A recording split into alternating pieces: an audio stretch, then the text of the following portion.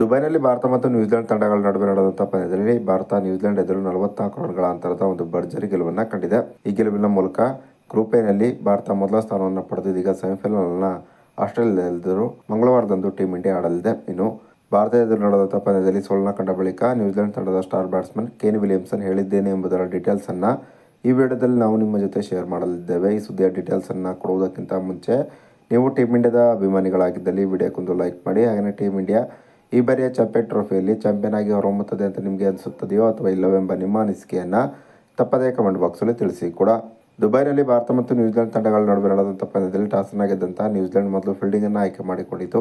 ಇನ್ನು ಟಾಸ್ ಸೋತು ಮೊದಲು ಬ್ಯಾಟಿಂಗ್ ಇಳಿದಂಥ ಭಾರತ ನಿಗದಿತ 50 ಓವರ್ನಲ್ಲಿ 9 ವಿಕೆಟ್ಗಳನ್ನ ಕಳೆದುಕೊಂಡು 249 ರನ್ಗಳನ್ನ ಹೊಡೆಯಿತು. ಇನ್ನು ಗೆಲುವಿಗಾಗಿ 250 ರನ್ಗಳ ಗುರಿಯನ್ನು ಪಡೆದಂಥ ನ್ಯೂಜಿಲೆಂಡ್ ತಂಡ ಈ ಪಂದ್ಯದಲ್ಲಿ 205 ರನ್ಗಳಿಗೆ ಆಲ್ಔಟ್ ಆಯಿತು.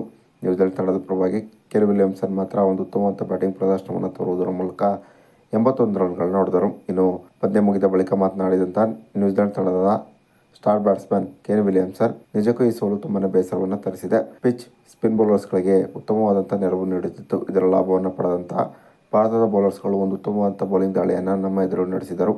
ಅದರಲ್ಲೂ ವರುಣ್ ಚಕ್ರವರ್ತಿ ಮತ್ತು ಅಕ್ಷರ್ ಪಟೇಲ್ ಈ ಪಂದ್ಯದಲ್ಲಿ ಒಂದು ಉತ್ತಮವಾದ ಬೌಲಿಂಗ್ ದಾಳಿಯನ್ನು ನಡೆಸಿದರು ಅಂತಲೇ ಹೇಳಬಹುದಾಗಿದೆ. ಅದರಲ್ಲೂ ನನಗೆ ಅಕ್ಷರ್ ಪಟೇಲ್ ಅವರ ಬೌಲಿಂಗನ್ನು ಆಡುವುದು ಸ್ವಲ್ಪ ಮಟ್ಟಿಗೆ ಕಠಿಣವಾಗಿತ್ತು. ಅಕ್ಷರ್ ಪಟೇಲ್ ಒಳ್ಳೆಯ ಲೈನ್ ಮತ್ತು ಲೆಂತ್ನಲ್ಲಿ ಬಾಲನ್ನು ಹಾಕುತ್ತಿದ್ದರು. ಹೀಗಾಗಿ ಅವರ ಬಾಲನ್ನು ಪಿಕ್ ಮಾಡುವುದು ನನಗೆ ಕಷ್ಟವಾಗಿ ಹೋಗಿತ್ತು. ಹೀಗಾಗಿ ಅಕ್ಷರ್ ಪಟೇಲ್ ಬೌಲಿಂಗ್ನಲ್ಲಿ ನಾನು ಸ್ಟಂಪ್ ಔಟ್ ಆಗಿ ಹೊರ ನಡೆಯಬೇಕಾಯಿತೆಂಬ ಮಾತನ್ನು ಕೇನ್ ವಿಲಿಯಮ್ಸನ್ ಹೇಳಿದ್ದಾರೆ.